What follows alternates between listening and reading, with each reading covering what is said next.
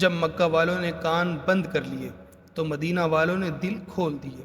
نبی کریم صلی اللہ علیہ وسلم نے جب عقبہ کی تنگ گھاٹی میں چند باوفا انسانوں سے بیعت لی تو یہ صرف چند ہاتھوں کی بیعت نہ تھی، بلکہ ایک آنے والے انقلاب کی تمہید تھی۔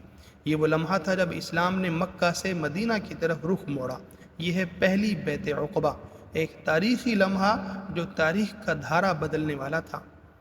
نبوت کے 11ویں سال حج کے موسم میں یثرب یعنی مدینہ سے 6 افراد نبی کریم صلی اللہ علیہ وسلم کے ہاتھ پر اسلام قبول کر کے واپس گئے۔ انہوں نے اپنی قوم میں آپ صلی اللہ علیہ وسلم کی دعوت پہنچائی۔ نتیجہ یہ ہوا کہ اگلے سال ذوالحجہ 12 نوی 621 عیسوی 12 افراد آپ صلی اللہ علیہ وسلم کی خدمت میں حاضر ہوئے۔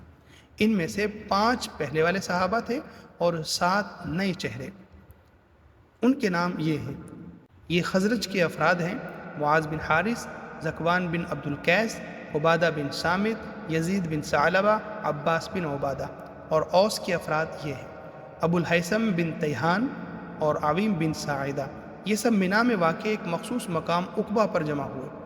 یہ ایک تنگ پہاڑی راستہ تھا جہاں حج کے دنوں میں زیادہ چہل پہل نہ ہوتی تھی، اس لیے نبی کریم صلی اللہ علیہ وسلم نے اسے بیعت کے لیے منتخب فرمایا۔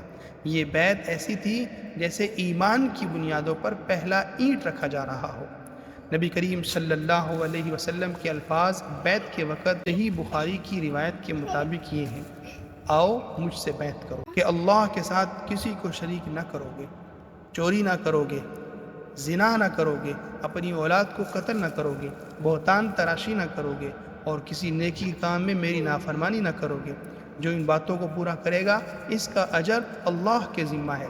اگر کوئی ان میں سے کسی گناہ کا مرتکب ہوا اور دنیا میں سزا پائی تو وہی اس کے لیے کفارہ ہے، اور اگر اس پر اللہ نے پردہ رکھا تو فیصلہ اللہ کے اختیار میں ہے۔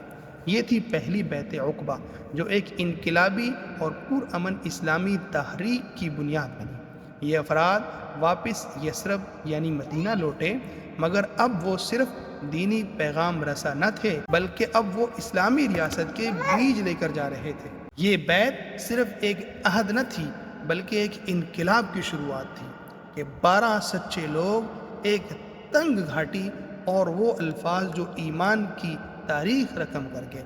پہلی بیعت عقبہ کے حیرت انگیز پس منظر، مقام کی اہمیت اور نبی کریم صلی اللہ علیہ وسلم کی حکمت عملی کو ہم نے جانا۔